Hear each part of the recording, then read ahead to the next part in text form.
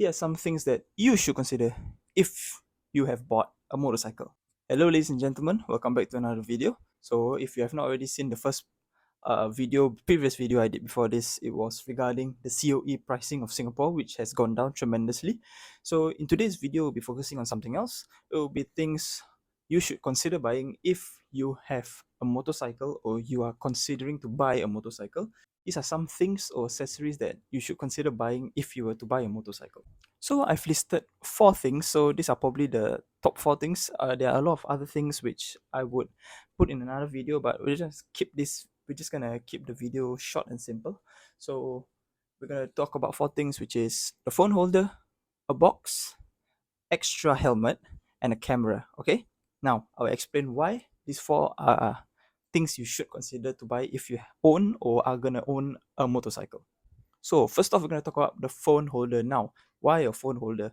If you need, in terms of help navigating, you have a navigation system on. Like for example, I use Waze, or for some people they use Google Maps.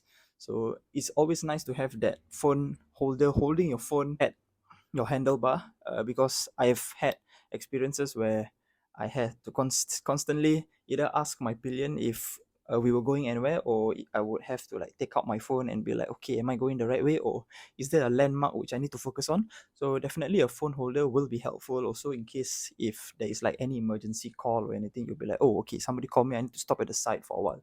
So a phone holder is, personally for me, I think one of the essentials and something you should consider if you have a bike or you plan on owning a bike. So next thing, number two, we're going to talk about the box. Now the box, I think, is a great accessory to have, because imagine if you are buying like groceries, or for some reason your bag feels a bit too heavy and you are lazy to hold it. It's always nice to actually place it inside the box, because it's an extra compartment basically. And also right now it's always like, I mean, basically in Singapore in general, it's either rainy or sunny. So if it's raining, you can place your things in the box. If it's sunny, you also can place your things in the box. If not, you can hold it as well. But basically, for what I know, auto bikes, they have the compartment just below the seat, so you can actually open up the seat and it's a compartment there. Unlike manual bikes don't have that. So I know that also, if you were have a box, it would be so-called safer for the pillion, because the pillion has like something to gauge that, or if they are leaning too far backwards or what, there's something at the back there. Unlike without a box, if you suddenly move backwards, there's nothing supporting you. And yeah, a box is honestly quite essential, but at the same time, I understand for some of you, if you are riding bikes like a R15, basically sports bike, it's not going to be nice to have, aesthetically, it's not going to be looking good if you have a box. But I think that having a box is actually a good thing that you should consider. Moving on to number three, an extra helmet. Now, first off, make sure your helmet is approved, not illegal. I see a lot of illegal helmets, but for example, for some reason, LTA, our basically our traffic police don't actually. It's not that particular about. I mean, they are, but I see a lot of people still wearing illegal helmets. Obviously, first off, make sure you buy a legal helmet. Secondly, why do I recommend buying an extra helmet? Now, this is touch wood, it doesn't happen, but it has happened to me before. I was basically about to go to work, walking towards the car park, and I always put my helmet on my motorbike, because in Singapore it's quite safe to actually place things on your motorbike, especially a helmet. Some people also leave their cash cards inside, but it can get stolen, but it rarely happens. But at the same time, remember the quote: "Low crime doesn't mean no crime." Okay, so just a reminder of that. Now, back to the story. I was walking to the car park, about to go to work, and I left my helmet on my motorcycle, which I always do for the past year or so. So that at that time was a past year. So didn't think much about it. I was walking towards my motorbike, and then I was like, did I forget my helmet? Because my helmet wasn't on my motorbike. So I was like thinking, maybe I left it at home. So I walked back home, and I checked my room, and I only could find my extra helmet. And I was like, wait, am I tripping? It's like, where did my main helmet go? And I was like, okay, maybe it's in my boot, because I didn't check my boot.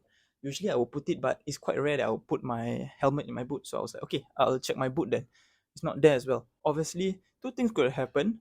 Is either I misplaced it, which is quite rare, or someone stole it. And turns out someone actually did stole it. I'm not gonna say who or which driver or where he's from, but basically, 2 weeks prior to that incident, I just had a hunch to be like, you know what, I'm just gonna check the motorbikes in the same. I'm just gonna check the car park and see the motorbikes, because I just had a hunch that maybe someone who stole it. Let me just see. So that hunch actually was actually a great hunch, because basically when I parked my motorbike at the first floor, and basically I went to the third floor where usually people who are not seasoned parkers. So basically, like, if you don't stay around the area or you're a foreigner, you park your bike there.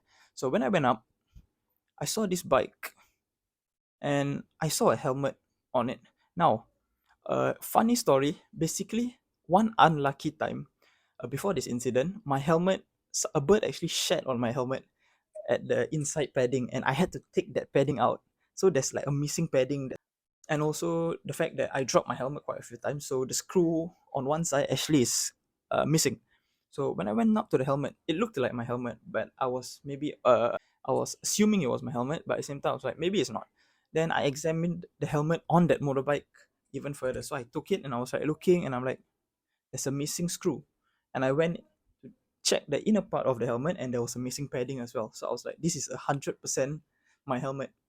So I was shocked that the person who took my helmet had the balls to actually leave the helmet on his bike like it's his helmet, which is outrageous. So basically, what I just did is just I took back the helmet, and I've always kept my helmet in either in the boot or in my house ever since.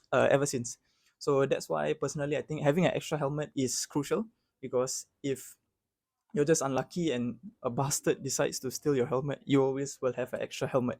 So consider getting an extra helmet, be it for yourself or if you're gonna be pillioning somebody. So last but not least, the fourth point for this video will be a camera. I emphasize a camera is very, very, very important. It's gonna help you if you get into an accident. If you have a camera which is installed in your bike, it's gonna help to see if somebody like touches or messes with your bike. It's just so useful. I've made a mistake of not having a camera. Basically, I've gotten into two accidents. One luckily was in a condo, so there was cameras around. I'm very thankful for that. And the other one is basically on the expressway. It was a merging lane, and there was a heavy vehicle which actually slowed down, and then all the cars in front of me slowed down as well, and I slowed down too. But sadly, it was a very old man behind me, driving a car. Personally, I think his reaction time wasn't quick enough, and he just banged into me. And luckily, he was very uh, kind in terms of, like, say, admitting that he was at fault and all that. So on his side, his insurance company covered everything for me, and I was thankful for that.